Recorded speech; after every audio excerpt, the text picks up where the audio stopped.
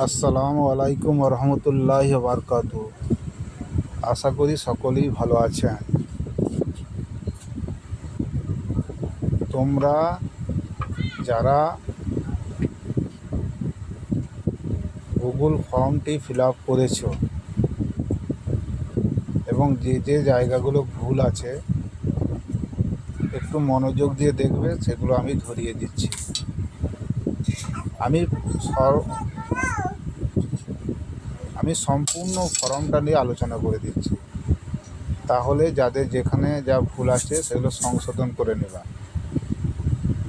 প্রথমেই বলি, এই গুগল ফর্মটি ফিল আপ করার জন্য আপনার যে সমস্ত সার্টিফিকেটগুলি লাগবে সেগুলি সর্বপ্রথম ছবি তুলে জেপিজি ফরম্যাটে তুলবে এবং চেষ্টা করবে 100 কেবির মধ্যে রাখা।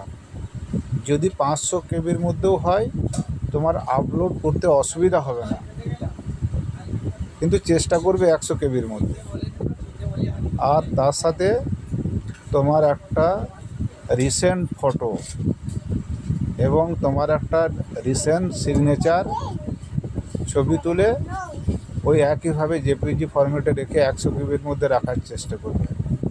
এরপর দেখি ফর্মের কোথায় কি আছে। প্রথমে আমরা আমাদের হোয়াটসঅ্যাপ গ্রুপটা খুললাম, কেলেজোড়া অফিসিয়াল।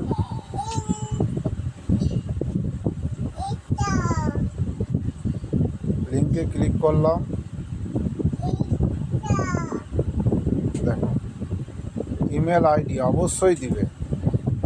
নেম, এখানে বলি যে সমস্ত জায়গায় তোমাদের নাম লিখতে হবে ক্যাপিটাল অক্ষরে লিখবে। এমপ্লয়ি আইডি বলতে যেটা জাফর স্যারের কাছে আছে, অর্থাৎ যে আইডিতে তোমার বেতন হয়। ডেট অফ জয়েনিং, তোমার মিশনের জয়েনিং ডেটটা লিখবে। এখানে বলি যারা ব্রাঞ্চ ট্রান্সফার করে এসেছেন তারা আলামিনের প্রথম যেটা জয়েনিং ডেট সেটাই লিখবে। কেলেজোড়ার জন্য নতুন ডেট লেখার দরকার নেই। মনে করো বাকবুল স্যার, উনি কেলেজোড়ায় যে ডেটে এসেছে সেটা লেখার দরকার নেই, উনি যে ডেটে আলামিনে জয়েন করেছেন সেই ডেটটা লিখবেন। তারপরে হোস্টেল স্ট্যাটাস দেখো 3টে ঘর করা আছে, রেসিডেন্সিয়াল, নন রেসিডেন্সিয়াল আর গেস্ট। অর্থাৎ যারা আবাসিক তারা রেসিডেন্সিয়াল লিখবেন, যারা অনাবাসিক নন রেসিডেন্সিয়াল লিখবেন। আর যারা সাপ্তাহিক অর্থাৎ সপ্তাহে 1 দিন বা 2 দিন আসে, যেমন আমাদের হিন্দি ম্যাডাম আছে, আমাদের ড্রয়িংয়ের টিচার আছে, ওনারা গেস্ট হিসাবে লিখবেন, গেস্ট লিখবেন। তারপরে মাদার নেম অবশ্যই ক্যাপিটাল অক্ষরে লিখবে, ফাদার নেম অবশ্যই ক্যাপিটাল অক্ষরে লিখবে। ম্যারিটাল স্ট্যাটাস, এখান থেকে ম্যারেড আনম্যারেড যেটা হবে তুমি সেটা লিখবে।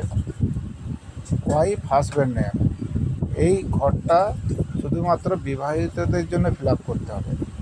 যে সমস্ত শিক্ষক বিবাহিত তাদের ওয়াইফের নাম ক্যাপিটালে লিখবে, অথবা যে সমস্ত ম্যাডাম আছে তাদের হাজব্যান্ডের নাম ক্যাপিটাল অক্ষরে লিখবে।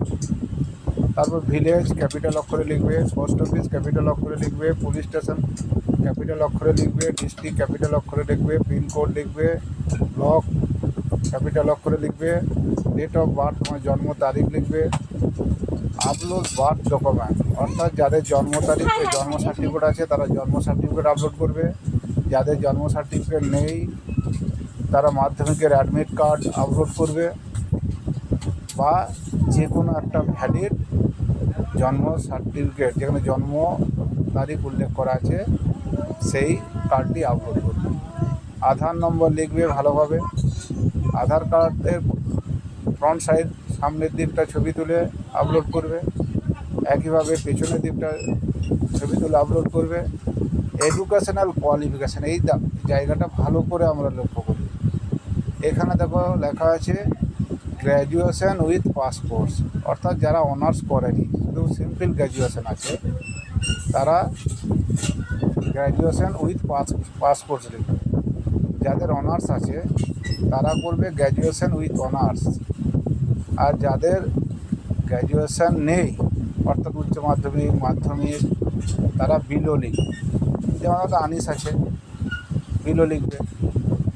এর পরের ঘর আছে পাসপোর্ট সাবজেক্ট। দেখো লেখা আছে মেনশন 2 ও 3 পাসপোর্ট সাবজেক্ট। এই ঘরটা অনেকেই ভুল করছো বা ফিল আপ করছো না। এখানে লিখতে হবে, মনে করো যারা অনার্স নেই তাদের পাসপোর্টসে 3টে সাবজেক্ট আছে, সেই 3টে সাবজেক্টের নাম লিখবে। যাদের অনার্স আছে, যেমন আমি বলি আমার বোটানি অনার্স, আমার পাসপোর্টসে ছিল কেমিস্ট্রি অ্যান্ড জুলজি, তাই আমি কেমিস্ট্রি এবং জুলজি লিখলাম। অর্থাৎ যারা অনার্স আছে তাদের জন্য এখানে 2টো সাবজেক্টের নাম লিখতে হবে, আর যারা অনার্স নেই তাদের জন্য 3টে সাবজেক্ট উল্লেখ করতে হবে। এরপর অনার্স সাবজেক্ট, অর্থাৎ যারা এখানে 2টো সাবজেক্ট লিখেছো অর্থাৎ অনার্স আছে, এখানে তারা কোন সাবজেক্টে অনার্স সেই সাবজেক্টটা লিখবে। একইভাবে গ্র্যাজুয়েশনের certificate upload under 100 KB format. এখানে দেখো মার্কশিট চাওয়া হয়, ফাইনাল সার্টিফিকেট চাওয়া হয়, এখানে সার্টিফিকেটটাই আপলোড করবে।